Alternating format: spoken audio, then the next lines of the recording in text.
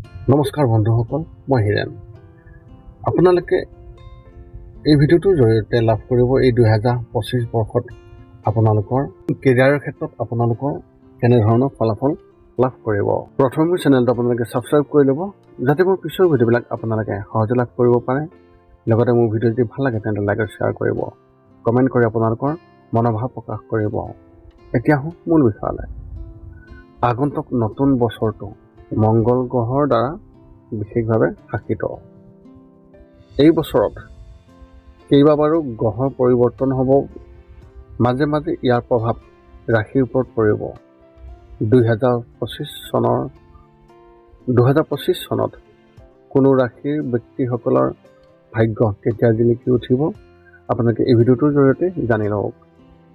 2025 বৰ্ষত যেতিয়া শনি, বৃহস্পতি আৰু ৰাহুৰ দৰে গ্ৰহ অৱস্থানৰ পৰিৱৰ্তন হ'ব, তেতিয়া ই ৰাশিৰ ওপৰতো বিশেষভাৱে প্ৰভাৱ পেলাব। কৰ্মক্ষেত্ৰত বিশেষ পৰিৱৰ্তন আৰু অগ্ৰগতিৰ সম্ভাৱনা নিশ্চয়কৈ থাকিব। আপোনালোকক এই ভিডিঅ'টোৰ জৰিয়তে আগবঢ়াব ওলাইছোঁ, এই বছৰটোত আৰ্থিকভাৱে সমৃদ্ধিশালী বুলি প্ৰমাণিত হ'ব পাৰে। কেৰিয়াৰৰ ক্ষেত্ৰত কোনটো ৰাশিয়ে সৰ্বাধিক লাভ কৰিব, কোনটো গ্ৰহৰ পৰিৱৰ্তনৰ সময়ত, যদি আপুনি এই বৰ্ষত চাকৰি বিচাৰি আছে, কেতিয়া ইয়াৰ প্ৰস্তাৱ পাব, আপোনাৰ ব্যৱসায় কেতিয়া আৰু কেনেকৈ বৃদ্ধি পাব আপোনালোকে জানি লওক। সৰ্বপ্ৰথম মেষ ৰাশি। মেষ ৰাশিৰ ব্যক্তিসকলৰ শনি দশম স্থানত অৱস্থিত হ'ব, সেয়েহে কঠোৰ পৰিশ্ৰম আৰু অনুশাসন লাভজনক হ'ব। বৃহস্পতি লাভৰ ঘৰত থকাৰ বাবে নতুন চাকৰি বা পদোন্নতিৰ সম্ভাৱনা অত্যন্ত প্ৰবল। এই বছৰে নিয়োজিত লোকসকলৰ বাবে অগ্ৰগতি আৰু স্থিতিশীলতা নিশ্চয়কৈ কঢ়িয়াই আনিব। ব্যৱসায়ত বিনিয়োগ অতি লাভজনক হ'ব। শনিক শক্তিশালী কৰিবলৈ শনিদেৱক পূজা কৰক। বৃষ ৰাশিৰ ক্ষেত্ৰত এনেধৰণৰ 2025 বৰ্ষত ৰাহু বৃষ ৰাশিৰ দ্বাদশ স্থানত থাকিব। বিদেশৰ লগত জড়িত কাম আপুনি অতি সুবিধাজনক বুলি লাভ কৰিব। শনিয়ে ভাগ্যৰ গৃহত শুভ ফল নিশ্চয়কৈ দিব। বিদেশ ভ্ৰমণ কৰা বা বহুজাতীয় কোম্পানীত কাম কৰাসকলৰ বাবে এই সময় অনুকূল। শুক্ৰবাৰে লক্ষ্মী দেৱীক পূজা কৰক। মিথুন ৰাশি ব্যক্তিসকলৰ ক্ষেত্ৰত এনেধৰণৰ এই 2025 চনত শনিয়ে অষ্টম স্থানত থাকিব। মিথুন ৰাশিৰ ব্যক্তিসকলক প্ৰত্যাহ্বান দিব পাৰে। তেওঁলোকৰ কেৰিয়াৰত কিছু অসুবিধাৰ সন্মুখীন হ'বলগীয়া হ'ব পাৰে। বৃহস্পতিৰ প্ৰভাৱৰ বাবে ধন বিশেষভাৱে প্ৰবাহিত হ'ব। নতুন চাকৰি বিচাৰি সফলতা লাভ কৰিব। অংশীদাৰিত্বৰে কাম কৰাটো পৰিহাৰ কৰক, অৰ্থাৎ আপুনি শ্বেয়াৰত একো কামেই নকৰিব। শনিবাৰে সৰিয়হৰ তেল দান কৰক। এতিয়া হওক কৰ্কট ৰাশি ব্যক্তিসকলৰ বিষয়ে। কৰ্কট ৰাশিত শনি সপ্তম স্থানত থাকিব। এইসকল লোকৰ ব্যৱসায়ত সম্প্ৰসাৰণ হ'ব আৰু বৃহস্পতিয়ে দশম স্থানত ইমান শুভ ফলাফল দিব যে চাকৰি সলনি কৰি আৰু ডাঙৰ ডাঙৰ প্ৰকল্প কাম কৰি তেওঁলোকে অতি লাভৱান হ'ব পাৰিব। ব্যৱসায়িকভাৱে ডাঙৰ সুবিধা লাভ কৰিব পাৰে। সোমবাৰে ভগৱান শিৱক পানী আগবঢ়াওক, অৰ্থাৎ আপুনি শিৱলিংগত পানী ঢালক। এতিয়া আহোঁ সিংহ ৰাশি ব্যক্তিবিলাকৰ বিষয়ে। শনি ষষ্ঠ স্থানত থাকিব, যাৰ ফলত প্ৰতিযোগিতামূলক পৰীক্ষাত সফলতা লাভ কৰিব। নৱম স্থানত বৃহস্পতি ভাগ্যৰ অনুকূল হ'ব। চৰকাৰী চাকৰিৰ বাবে কৰা যি প্ৰচেষ্টা তাত তেওঁলোকে সফলতা লাভ কৰিব। আপুনি আপোনাৰ কেৰিয়াৰত বিদেশৰ সৈতে জড়িত সুযোগ পাব। সূৰ্য উদয়ৰ সময়ত সূৰ্যদেৱক আপুনি পানী আগবঢ়াওক। এতিয়া আহোঁ কন্যা ৰাশি ব্যক্তিসকলৰ বিষয়ে। কন্যা ৰাশি ব্যক্তিসকলৰ ক্ষেত্ৰত যি ফলাফল, বৃহস্পতি অষ্টম স্থানত থাকিব। কেৰিয়াৰত অভাৱনীয় পৰিৱৰ্তন হ'ব পাৰে। সপ্তম স্থানত থকা ৰাহুৱে ব্যৱসায়ৰ বাবে শুভ লক্ষণ দিব।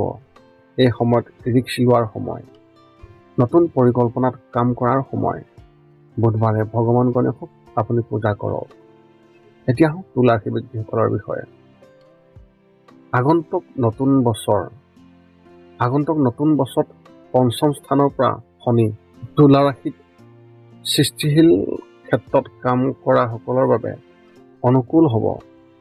সপ্তম স্থানত অংশীদাৰিত্বৰে সুবিধা প্ৰদান কৰিব আৰু কনচাল্টিঙৰ বাবে এই সময় অতি শুভ।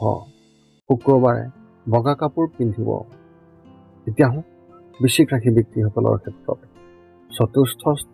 চতুৰ্থ স্থানৰ পৰা শনিদেৱে তেওঁলোকৰ কেৰিয়াৰত স্থিতিশীলতা কঢ়িয়াই আনিব আৰু পঞ্চম স্থানত ৰাহুৱে সৃষ্টিশীলতা বৃদ্ধি কৰিব। চাকৰিত পদোন্নতি আৰু সন্মান পাব।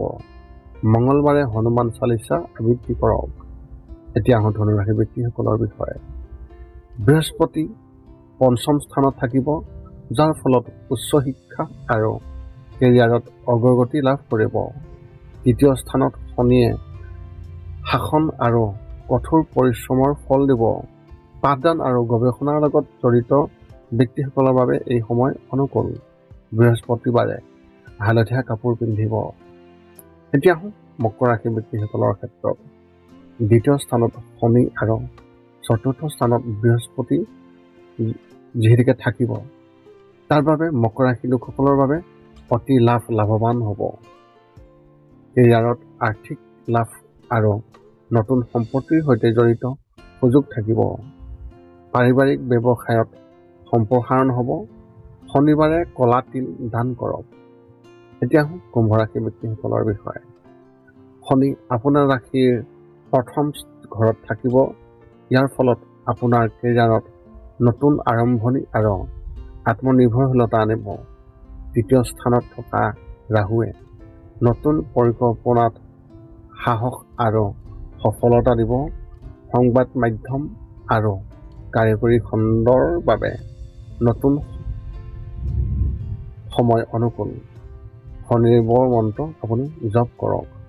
সদশেষত মীন ৰাশি ব্যক্তিসকলৰ ক্ষেত্ৰত এনেধৰণৰ। এইবাৰ মীন ৰাশি লোকসকলৰ যি ৰাশিফল, এই ৰাশিফলত দ্বিতীয় স্থানত থাকিব বৃহস্পতি। এইবাৰ তেওঁলোকে কেৰিয়াৰৰ ক্ষেত্ৰত স্থিতিশীলতা লাভ কৰিব। শনিয়েও দ্বাদশ স্থানত বহিৰাজ্যৰ ভ্ৰমণৰ সম্ভাৱনা সৃষ্টি কৰিব। বহুজাতীয় কোম্পানীত কাম কৰা ব্যক্তিসকলৰ বাবে এই বছৰ অতি শুভ হ'ব। বৃহস্পতিবাৰে বিষ্ণু সহস্ৰনামৰ পাঠ কৰক। এই আছিল এই 2025 বৰ্ষত কেৰিয়াৰৰ ক্ষেত্ৰত কেনেধৰণৰ ফলাফল লাভ কৰিব। মেষ ৰাশিৰ পৰা মীন ৰাশিলৈ এই সকলো ৰাশিৰ সম্পূৰ্ণ বৰ্ণন আগবঢ়ালোঁ।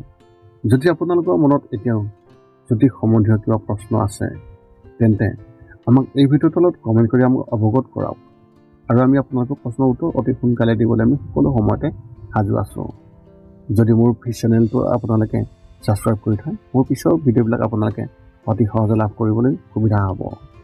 আৰু ভিডিঅ' যদি ভাল লাগিলে তেনে লাইক, শ্বেয়াৰ, কমেণ্ট কৰিব। পুনৰ লগ পাম অন্য এটা ভিডিঅ'ত। আজিলৈ ধন্যবাদ।